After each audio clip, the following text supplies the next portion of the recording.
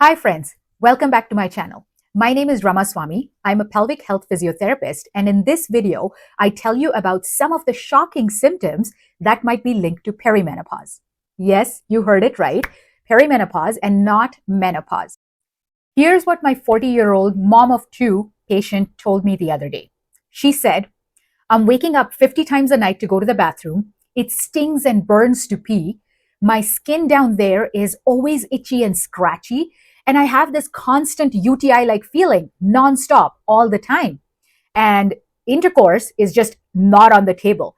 Everything touching that area feels like a cactus has been scraping through it. What's going on? Where are all of these weird symptoms coming from? This is what I said to her. It sounds like you're experiencing GSM, genitourinary symptom of menopause. And then she says to me, menopause? What do you mean? I'm barely 40. Isn't it too early for menopause? And this is where I got into explaining. I said to her, okay, let's do some girl math.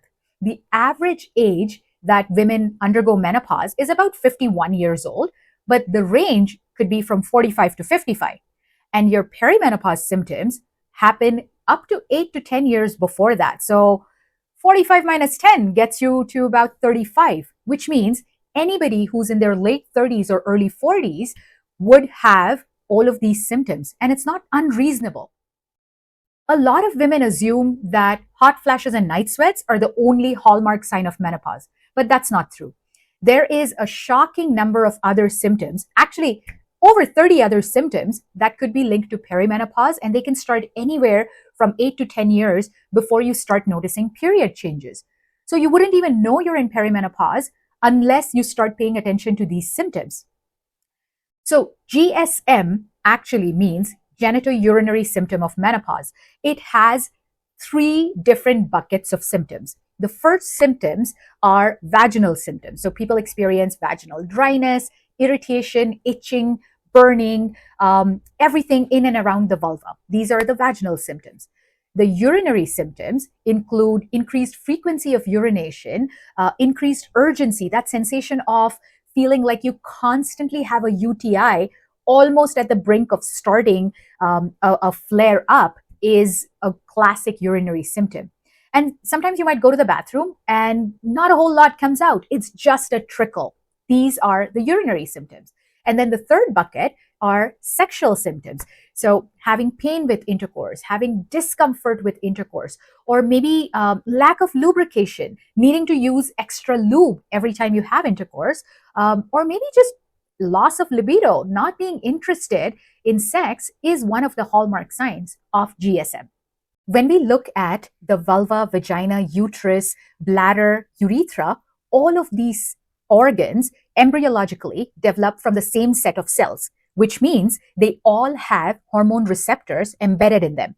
So anytime there's a hormone shift in the body, it's bound to affect all of these symptoms, which means these are affecting urinary symptoms and these affect reproductive or our genital tract systems. And therefore, GSM is genitourinary in how it presents. Okay, so what can you do about these symptoms? The most bothersome symptom that women experience are itching and burning around the vulva and the vaginal tissues. The first line of treatment that is recommended is using vaginal moisturizers. Vaginal moisturizers are creams or gels that are available over the counter, which means you don't need a prescription for them. And you can apply these creams or gels on the tissue so that it balances the pH of the vagina and vulvar tissues, so it minimizes your burning and itching symptoms.